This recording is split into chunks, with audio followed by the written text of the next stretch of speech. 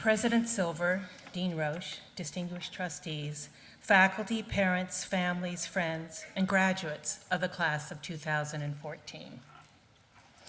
So, here you are. After 4 years of an education unique, remarkable, hard-fought, and handcrafted. And then off you go, into a world dizzying in its uncertainties. I asked some of my students what they wanted to hear today. They said, "Don't lie to us. Don't make out that the world we are going out into is better than it is. Don't be so optimistic about our place in it."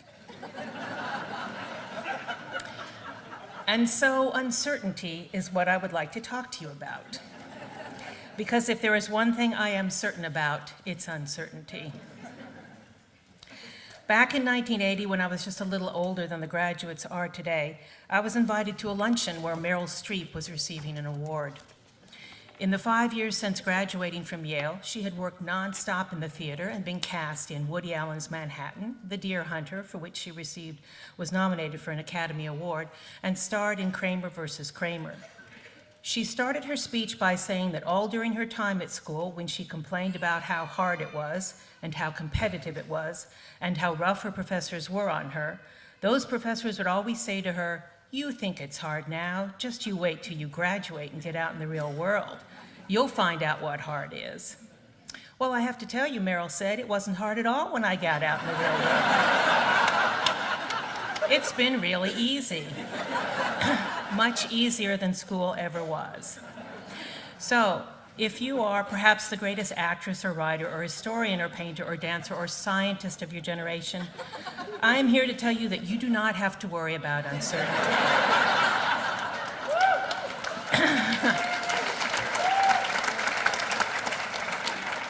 Everything will be much easier than it has been here at Bennington. I know Bennington hasn't been easy, and I know how hard you all have worked. I know how you've had to make difficult choices about how to spend the treasure of your time and attention here, which classes will claim the hours of your life, which ways of seeing will you allow to shape your gaze, and how will the investigations you make here become the lights you will hang in the heart of your life. In other words, how has your time here given you a way to understand value? How have you constructed your idea of it, and what is the secret algorithm by which you measure what matters and what does not? They say that the central question of Ludwig Wittgenstein's life, and full disclosure, I do not now and have never understood a single word of his philosophical thought, and this has not stopped me from quoting him constantly for over 40 years. The essential question of Wittgenstein's life was, where in the world is value to be found? Every day you ask this question in the choices you make. I've seen you make good choices, taking classes that you knew would help light your way. I've seen you come together in collaborations and make the work that was important to you. And I've seen the random, capricious nature of the class lottery choose your path for you. I have seen you rail against the lottery the way the Greeks railed against the gods. We want control of our lives. We hate uncertainty. And then I've seen how chance has changed your life and brought into it ways of being in the world that would never have happened if you'd stayed on the path whose configuration was already known to you. Uncertainty is not always the enemy. It is a fact. There is no insight without surprise. Life often works the way a good joke does. I have seen the entire shape of a student's life transform by taking a random module because it had a space in it, because she needed a credit. You've all seen that happen too. You know what I mean. We live in a world that does not often make sense. And that's where my profession in the theater, and of course fiction and the movies come in, because we make worlds in those art forms that make sense. We get to see why things happen. We are given the human equations that allow us to do the math. And though often things don't work out happily in these pretend forms of life we call art, we prefer a bad something we overstand to a happy something we do not every time. In real life, there is precious little sense, meaning, or justice. Hard work is not always rewarded. Genius is not necessarily recognized. Like the oil spilled in the Deepwater Horizon disaster, mediocrity rises to the surface and floats until it's killed all the pelicans and seagulls, and then it percolates down to the ocean bed and suffocates everything that lives on its way.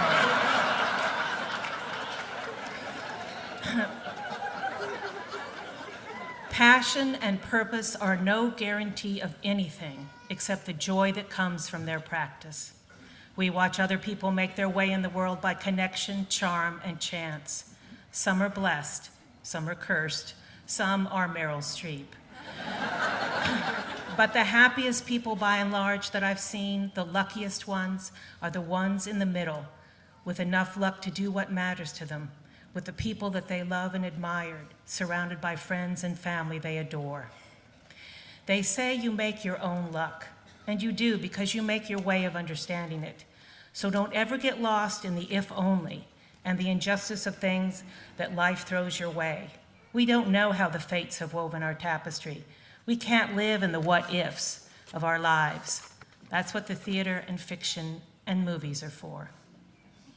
Luck will not come to all of you equally, but those who get more than their share, it's your responsibility to share it with those who do not, with those whose luck is bad.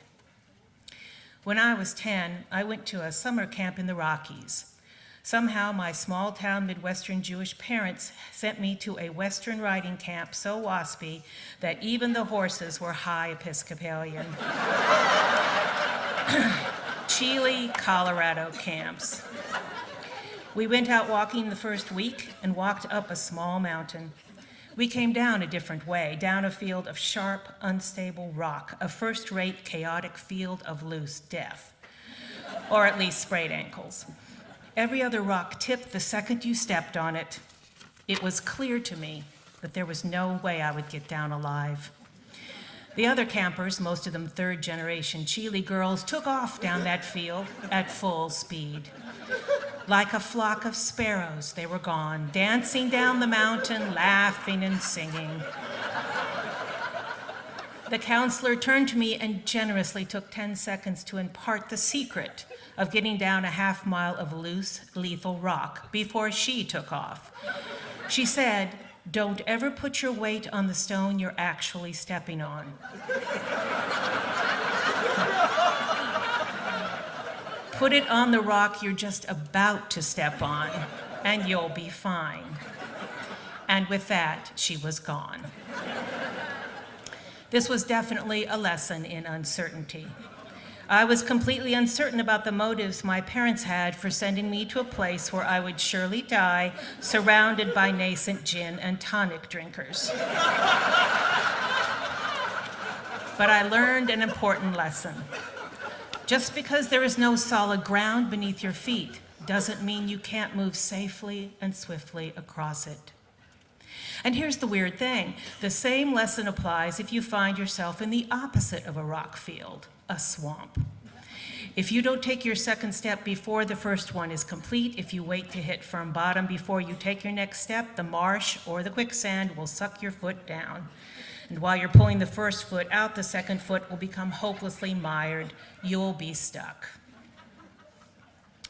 The secret is to always be headed to the place you are meant to be. You must always be headed home, whatever the values are that home is for you. You must make your own place to stand. A rabbi once told me that Ashkenazi and Sephardic Jews valued two different kinds of knowledge. The Sephardim, who lived in Spain, had enjoyed a period known as the Golden Age, because Jews, for the first time in hundreds of years, could own property and be almost fully franchised citizens. The Sephardim, because of their good luck during this Golden Age, believed in knowing and remembering. Knowledge was something they could possess, that they could count on. But the Ashkenazi, the Eastern European Jews, who could own nothing but the shirts on their back, who lived from pogrom to pogrom in a world of enforced uncertainty, who had lives a lot like a lot of people in the rest of the world do today, the Ashkenazi elevated discovery and understanding. They had to find value in what they couldn't see, couldn't keep, couldn't count on. They lived for centuries without a place to stand, but they continued to live full lives, to believe in their values, to care for each other, create a culture, and from their ranks came some of the greatest minds of the 20th century. They made their own ground over and over again. So, how will you do in this uncertain world? You're in luck. I have a mascot made out of uncertainty to share with you.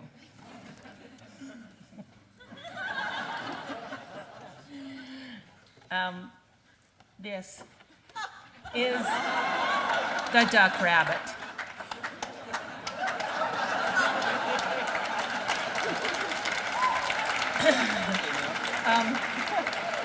We had some printing problems, so this was sort of a hand-drawn, last-minute version. You have to imagine that these are both, this is the duck's bill when it's a duck, and the rabbit ears when it is a rabbit. Can everyone make that happen for themselves? This is the eye. This is the eye. Is everyone good? All right. This is a poorly rendered version of one of Ludwig Wittgenstein's illustrations in Remember a Book I Do Not Understand. The duck rabbit has been my constant companion since I was your age. If I were a character on Game of Thrones, this would be the sigil of my house. I would fly the duck rabbit on my banner. The duck rabbit is, you see, forever and always two things at once. He is in a marvelous, simple uncertainty. The duck rabbit never resolves for more than a split instant into one thing, because once a thing is only one thing, it loses some of its ability to transform. Once you see an idea as a fact with no ambiguity, or what matters and what doesn't as a solid thing, once you let go of discovery and understanding and stop questioning what it means to know something, you create a world that is harder to be transformed, that can't be moved and changed when it needs to be. You have stopped moving on that hillside of loose glacial till. The world out there is not newly uncertain.